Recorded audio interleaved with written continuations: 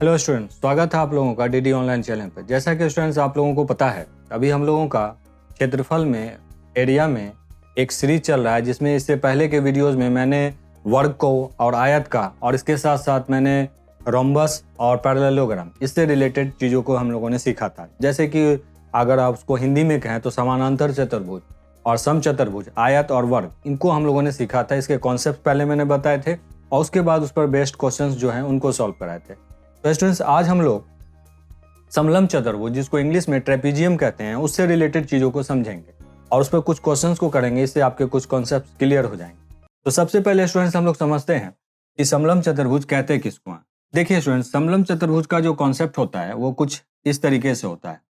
जैसे अगर मैं कहूँ कि ये भुजा ए है और ये भुजा बी है, अगर मैं यहाँ से यहाँ तक कहूँ कि ये बी है और ये यहाँ से यहाँ तक ए है और ये आपका यहाँ से यहाँ तक ये पूरा सी है, ये पूरा सी है और ये यहाँ से यहाँ तक पूरा डी है और इसके दो विकर्ण हैं, ऐसे करके मैं कहूँ कि दो विकर्ण है, ये दो विकर्ण है और इनके बीच की दूरी जो है, इनके दो समानांतर भुजाओं के बीच की दूरी को अगर हम ऐसे मान लें कि ये दूरी जो है ये h है, ये h है। तो ऐसे कंडीशंस में जो ऐसे फिगर होते हैं स्टूडेंट्स, उसको हम लोग समलंब चतुर्भुज कहते हैं, यानी कि ट्रेपीजियम कहते हैं। समलंब चतुर्भुज, समलंब चतुर्भुज, इसको इंग्लिश में ट्रेपीजियम कहा जाता है। अब इस पर बेस्ड कई क्वेश्चंस पूछे जाते हैं स्टूडेंट्स, एक एक करके हम लोग समझेंगे कि पहले इनके बेसिक्स को समझने की कोशिश करेंगे कि इसके बेसिक्स में आपको जब इसका एरिया पूछ सकता है, या तो इसका पेरीमीटर पूछ सकता है, या इनके विकर्णों का जो रिलेशन होता है इनके भुजाओं के साथ, वो पूछा जा सकता है। ये बेसिकली यही 3-4 तरीके के क्वेश्चंस इसमें आते हैं स्टूडेंट्स। तो सबसे पहले हम लोग समझेंगे कि अगर हमें ये दे दे कि इस समलंब चतुर्भुज का क्षेत्रफल निकालना है, एरिया निकालना है, तो हम क्या करेंगे? एरिया बराबर होता है दो समानांतर भुजाओं का योग, यानी कि the sum of two parallel sides. जैसे कि हाफ इंटू, अब जैसे आप यहां पर देख सकते हो कि ये जो भुजा ए है और बी है, ये दोनों एक दूसरे के समानांतर है, ठीक। तो हम कहेंगे कि इन दो समानांतर भुजाओं का योग, यानी हम कहेंगे कि हाफ इंटू दो समानांतर भुजाओं का योग और गुने दो समानांतर भुजाओं के बीच की जो दूरी है, ये दूरी, उससे हम उसको मल्टीप्लाई कर देंगे, यानी कि ये है h। इसको हम ऐसे भी लिख सकते हैं, हाफ गुने दो समानांतर भुजाओं का योग, दो समांतर भुजाओं का योग और इनटू ऊंचाई कह लीजिए, या यूं कह लीजिए कि इनके दो भुजाओं के बीच की, दो समानांतर भुजाएं जो हैं उनके बीच की दूरी। ये फार्मूला होता है। और जहां मैंने इसमें वैल्यूज रख करके इसको a माना है, इसको b माना है, ये आपका c है, ये d है। तो यहाँ पर आप जब भी आपको ऐसे क्वेश्चंस पूछे जाए समलंब चतुर्भुज में कि उसका क्षेत्रफल निकालना है, तो आप हमेशा यही कहेंगे हाफ इंटू दो समानांतर भुजाओं का योग, यानी a और b का योग इंटू ऊंचाई। यहाँ पर आप लिख देंगे कि हाफ गुने दो समानांतर भुजाओं का योग इंटू ऊंचाई। अगर आप इसको इंग्लिश में समझना चाहते हैं तो इसको आप ऐसे लिख सकते हैं, एरिया बराबर half the sum of two parallel sides into the distance between the two parallel sides, यानी कि डिस्टेंस आपका h है। तो ये इस तरीके से पूछा जा सकता है स्टूडेंट्स। नेक्स्ट जो स्टूडेंट्स इसमें आपसे पूछ सकता है, वो आपसे पूछ सकता है इसका पेरीमीटर, यानी कि परिमाप। तो पेरीमीटर बराबर कुछ नहीं करना है, इसके चारों भुजाओं के योग को जोड़ देना। तो चारों भुजाओं का योग क्या हो जाएगा? ये भुजा a है, ये आपका भुजा b, ये b है और ये आपका c है, ये आपका d है। अब चारों भुजाओं को आप जोड़ दीजिए तो चारों भुजाओं का जो कुल योग निकल के आएगा वो उसका परिमाप बताएगा, यानी कि पेरीमीटर बताएगा। तो आपसे एक तो परिमाप पूछा जा सकता है, पेरीमीटर, एक आपको एरिया मैंने बता दिया। अब एक पूछा जा सकता है स्टूडेंट, जब इनके जो विकर्ण है उनका उनके भुजाओं के साथ क्या रिलेशन होगा, उस पर बेस्ड क्वेश्चन पूछा जा सकता है। अब स्टूडेंट्स हम लोग यहाँ पर समझेंगे कि इनके जो दो विकर्ण हैं उनका क्या रिलेशन बनेगा। अब जैसे कि एक विकर्ण आप देख रहे हो, ये, इसको हम x बोलेंगे, एक विकर्ण है ये, इसको हम y बोलेंगे। तो एक यहाँ ध्यान देने वाली बात है, जो इनके विकर्णों का जो ये होता है रिलेशन इनके भुजाओं से क्या होता है उसको हम लोग समझेंगे। तो यहाँ पर गौर करेंगे स्टूडेंट, इनका जो विकर्णों का जो रिलेशन होता है, तो आप एक विकर्ण है x है, ये वाला x माना है, ये वाला y माना, तो इसका x का स्क्वायर और प्लस y का स्क्वायर बराबर होता है इनके दो असमांतर भुजाओं के वर्गों के योग और प्लस दो समांतर भुजाओं के दो गुने के बराबर होता है। तो अब आप समझिए मैं यहाँ क्या बोलना चाहता हूँ। यहाँ पर आप लिखेंगे ये जो C है और ये D है ये एक दूसरे के पैरेलल नहीं है, एक दूसरे के समानांतर नहीं है। तो इनका योग यानी कि इसका वर्ग और प्लस इसका वर्ग D का स्क्वायर और प्लस इन दो समानांतर भुजाएं यानी कि भुजा A और B के जो दो समानांतर भुजाएं हैं उनका दो गुने के बराबर, उनके गुणनफल के दो गुने के बराबर। तो आप ऐसा कुछ लिखेंगे 2AB 2AB। ठीक है स्टूडेंट्स, तो आपको यह बात अच्छे से समझ में आया होगा कि अगर आपसे कभी भी ऐसा क्वेश्चन पूछ ले कि कोई समलंब चतुर्भुज दिया हो और पूछा जाए कि उसके दो विकर्ण दिए गए हैं और उन विकर्णों का उन समलंब चतुर्भुज यानी ट्रेपीजियम के जो भुजाएं हैं उनके साथ उनका क्या रिलेशन होगा, तो आपको ऐसे समझना है। फिर से मैं रिपीट कर देता हूं, इसके एक विकर्ण x है, एक विकर्ण y है। ठीक है स्टूडेंट्स, अब यहां पर मैंने क्या कहा कि इसका रिलेशन कैसे बनेगा, विकर्णों के वर्गों का योग बराबर होता है उनके दो असमानांतर भुजाएं, एक भुजा C है और एक D है, उनके वर्गों के योग और प्लस दो समानांतर भुजाएं यानी कि दो पैरेलल साइड जो हैं उनके दो गुने के, उनके गुणनफल के दो गुने के बराबर होता है। ठीक है स्टूडेंट्स, मेरे ख्याल से आपको समझ में आ गई होगी जो मैंने यहाँ पर समझाने की कोशिश की। अब चलते हैं स्टूडेंट्स इस पर कुछ क्वेश्चन, जो इस पर बेस्ड कुछ क्वेश्चंस हम लोग करते हैं जिससे आपके कॉन्सेप्ट्स क्लियर हो जाएंगे। सबसे पहला क्वेश्चन है स्टूडेंट्स, इसके आपके बीच है, जो क्वेश्चन कुछ ऐसा कहता है कि यदि समलंब चतुर्भुज, जैसा कि आपको क्वेश्चन यहाँ दिख रहा होगा, कहता है यदि समलंब चतुर्भुज के दो समानांतर भुजाएं क्रमशः 12 मीटर और 20 मीटर हैं और उनके बीच की दूरी 8 मीटर है तो उसका क्षेत्रफल क्या होगा, उसका क्षेत्रफल पूछता है। अब मैं यहाँ पर फिगर बना के आपको समझाता हूँ। जैसे मान लीजिए कि आपका एक समलंब चतुर्भुज कुछ ऐसा दिया हुआ है। अब कहता है कि इसकी दो समानांतर भुजाएं यानी कि दो पैरेलल साइड्स, एक ये साइड और एक साइड, एक कहता है 12 मीटर है। मान लीजिए कि मैंने कहा कि ये 12 मीटर है और ये आपका 20 मीटर है, और कहता है कि दो समानांतर भुजाओं के बीच की जो दूरी है, ये मान लीजिए कि ये वाली दूरी वो कितना दे रहा है क्वेश्चन में, 8 मीटर दे रहा है।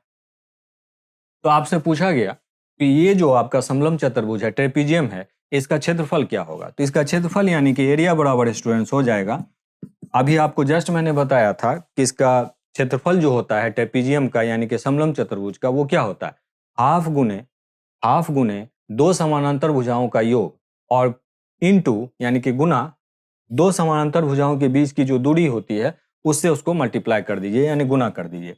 तो आप क्या देखते हैं स्टूडेंट, यहाँ पर एक समानांतर भुजा एक 12 है और एक 20 है, तो इन दोनों का अगर आप जोड़ेंगे तो 20 और 12 32 हो जाएगा आपका 32, और इनके बीच की दूरी कितनी है 8 से आप मल्टीप्लाई कर दीजिए। आप यहाँ पर इसको काट दीजिए, आपको आंसर निकल करके आ जाएगा। 2 को आप यहाँ पर काट दीजिए, 2 चौके 8, तो आप यहाँ पर काट दीजिए 4 दूना 8, 2 से आप इसको काटते हैं 4 बार में, और 32 से इसको मल्टीप्लाई कर दीजिए, 4 दूना 8 और 4 तिया 12, यानी कि हम कहेंगे कि इस पूरे समलंब चतुर्भुज का जो क्षेत्रफल है वो 128 वर्ग मीटर यानी कि 128 मीटर स्क्वायर होगा। ठीक है स्टूडेंट्स, चलिए नेक्स्ट क्वेश्चन है स्टूडेंट्स, आपके बीच पूछा गया जो कुछ क्वेश्चन ऐसा है जो आप देख रहे होंगे। क्वेश्चन कुछ ऐसा पूछा कि एक समलंब चतुर्भुज का क्षेत्रफल 384 वर्ग सेंटीमीटर है और कहा कि यदि उसके समानांतर भुजाओं का अनुपात 3:5 है और उनके दो समानांतर भुजाओं के बीच की दूरी 12 सेंटीमीटर है, तो कहता है कि उन समानांतर भुजाओं में सबसे छोटी भुजा क्या होगी। सबसे छोटी भुजा आपसे पूछा गया। तो स्टूडेंट्स हम लोग चलेंगे इस क्वेश्चन को सॉल्व करेंगे। क्वेश्चन कुछ ऐसा पूछा गया कि एक तो आपसे ऐसे करके आपको ये दे दिया गया कि एक समलंब चतुर्भुज है और ये क्वेश्चन में दे रहा है कि ये जो समानांतर भुजाएं हैं वो 3 और 5 के अनुपात में है। तो मान लीजिए स्टूडेंट, मैं आपकी जो भुजाएं हैं समानांतर वो 3 और 5 के अनुपात में है, तो मैं मान लूंगा कि ये वाली भुजा 3x और ये वाली भुजा को मैं 5x मान लूंगा। अब क्वेश्चन में स्टूडेंट्स देता है कि दो जो समानांतर भुजाएं हैं उनके बीच की दूरी यानी कि ये वाली जो दूरी है वो दे रहा है आपका 12 सेंटीमीटर। ठीक है, और इस पूरे समलंब चतुर्भुज का क्षेत्रफल आपको 384 वर्ग सेंटीमीटर दे रहा है। तो पूछ रहा है कि जो छोटी वाली जो भुजा होगी वो कितनी होगी, वो आपसे पूछा जा रहा है, यानी कि छोटी वाली भुजा यानी 3x पूछा जा रहा है। तो स्टूडेंट्स आप इसको सॉल्व कर लेंगे। क्षेत्रफल बराबर स्टूडेंट्स आपको पता होता है कि हाफ गुने दो समानांतर भुजाओं का योग यानी कि इसका और इसका योग, तो 5x और 3x बराबर आपका 8x हो जाएगा और उनके बीच की दूरी 12 सेंटीमीटर दी गई है। और आपको ऑलरेडी क्वेश्चन में जैसा कि दिख रहा होगा कि इसका क्षेत्रफल 384 वर्ग सेंटीमीटर आपको दिया जा रहा है। ठीक, अब आप आसानी से इसको सॉल्व कर सकते हैं। यहाँ पर आप x का मान निकाल लीजिए। यहाँ पर आप ऐसा कर सकते हैं, 2 चौके 8 तो 12 चौके 48, 12 चौके 48। x का मान निकाल लीजिए 384 सेंटीमीटर स्क्वायर। आप 12 चौके 48, 48। अब आप इसको सॉल्व कर लीजिए, आपको पता चल जाएगा कि ये 300 कितने बार में कटेगा। मेरे ख्याल से यहाँ पर आप 48 से इसको काट दीजिए, आप देख लीजिए कितनी बार में कटता है। 48, 6, 8 64, 8 64।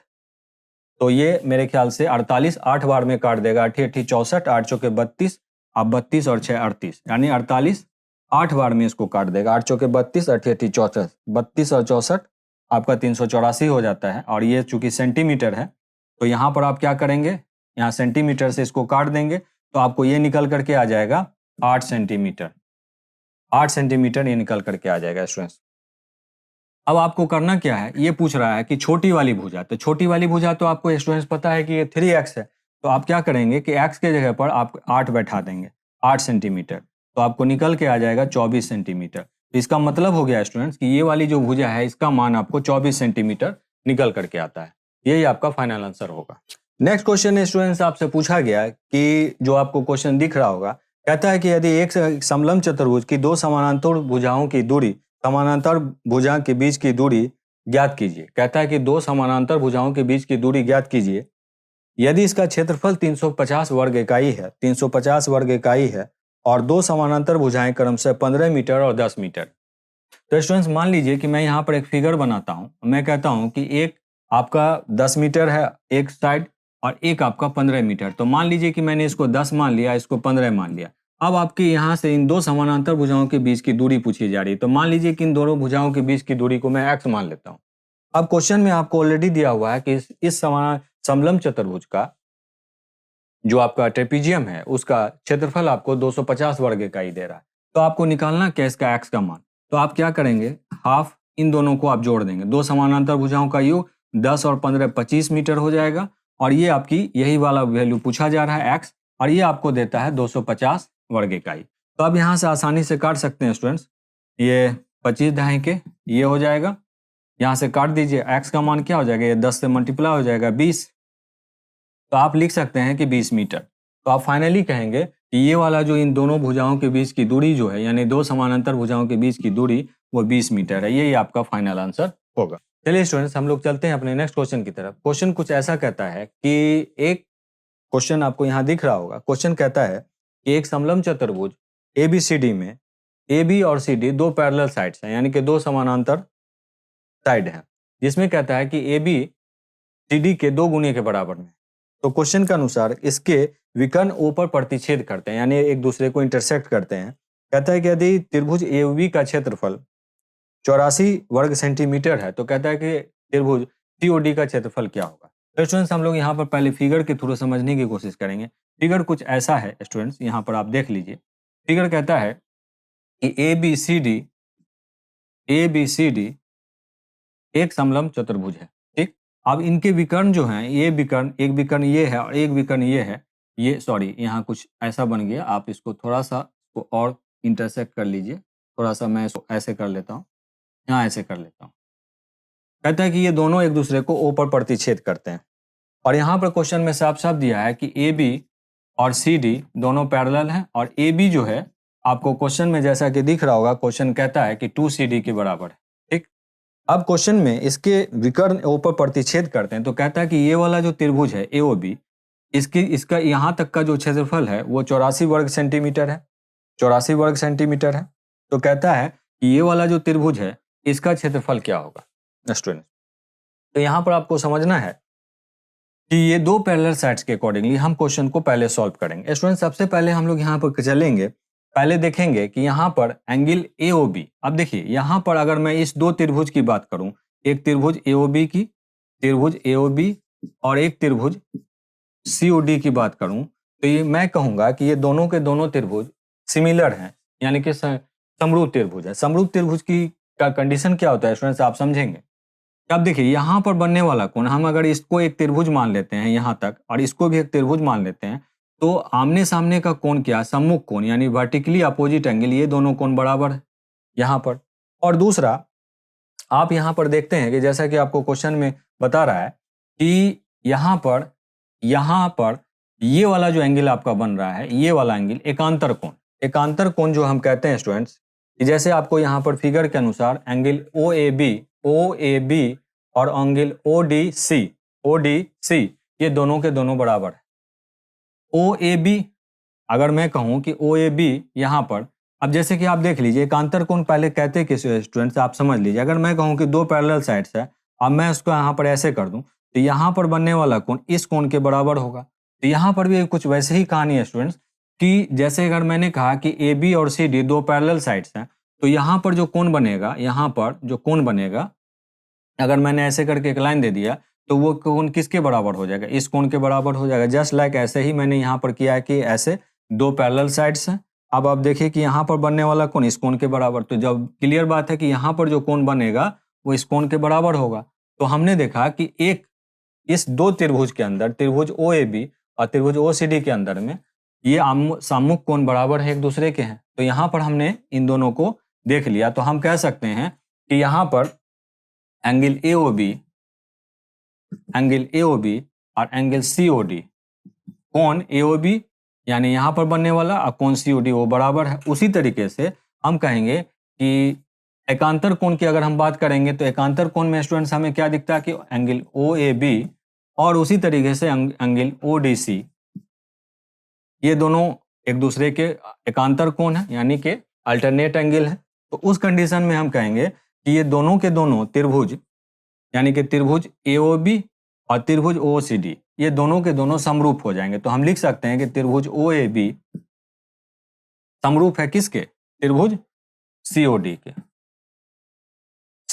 तो स्टूडेंट्स याद रखिएगा, जब भी ऐसा कंडीशन होता है कि जब भी दो त्रिभुज समरूप होते हैं आपस में यानी कि सिमिलर होते हैं, तो उनका एक विशेष रिलेशन होता है। वो रिलेशन क्या होता है, उनके क्षेत्रफल का अनुपात उसके किसी भी दो साइड के अनुपात के वर्ग के बराबर होता है। जैसे मैं यहाँ कहूँगा कि त्रिभुज AOB का क्षेत्रफल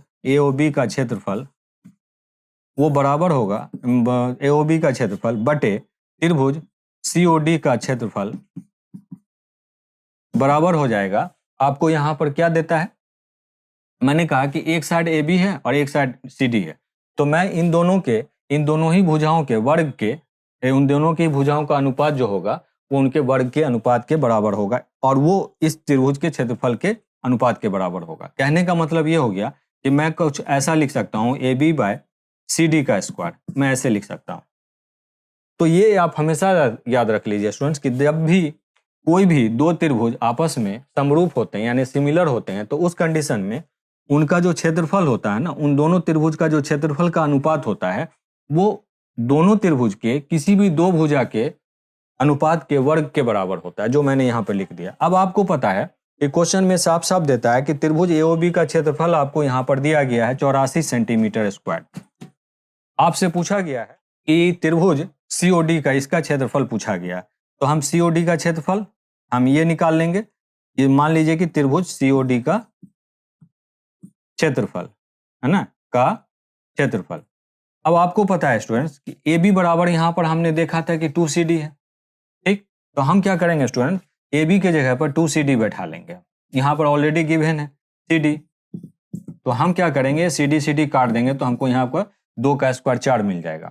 तो अब हमें करना क्या है कि त्रिभुज COD का क्षेत्रफल निकाल लेना है। त्रिभुज COD का क्षेत्रफल बराबर क्या हो जाएगा, अब चूंकि यहाँ पर आपको दिया गया है तो 84 से इसको आप काट देंगे, 84 सेंटीमीटर स्क्वायर है, इसको आप 4 से काट देंगे, 4 दूना 8 1, तो आपको साफ साफ निकल करके आता है 21 सेंटीमीटर का स्क्वायर। आपका फाइनल आंसर होगा स्टूडेंट्स 21 सेंटीमीटर का स्क्वायर, जो कि इस पूरे यहाँ से यहाँ तक का जो क्षेत्रफल है यानी इस त्रिभुज का जो क्षेत्रफल है वो 21 सेंटीमीटर स्क्वायर निकल करके आएगा स्टूडेंट। यही आपका फाइनल आंसर हुआ। मेरे ख्याल से आपको समझ में आ गई होगी बात। तो स्टूडेंट्स आज भर के लिए इतना ही, लेकिन जाने से पहले मैं ये जरूर कहूँगा कि आप अगर आप न्यू हैं अगर हमारे चैनल पर, तो इसको ऑब्वियसली आप इसको सब्सक्राइब कीजिए और लाइक कीजिए, और इसको जहाँ तक हो सके लोगों में शेयर कीजिए। और हम लोग अपने नेक्स्ट वीडियो में मिलते हैं स्टूडेंट, जो कि इसी सीरीज का, इसी कड़ी का एक अगला वीडियो होगा, जिसमें हम लोग किसी एक नए टॉपिक पर एरिया से रिलेटेड, क्षेत्रफल से रिलेटेड क्वेश्चंस को हम लोग सॉल्व करेंगे। तब तक के लिए students, thank you very much. फिर मिलते हैं हम लोग नेक्स्ट वीडियो।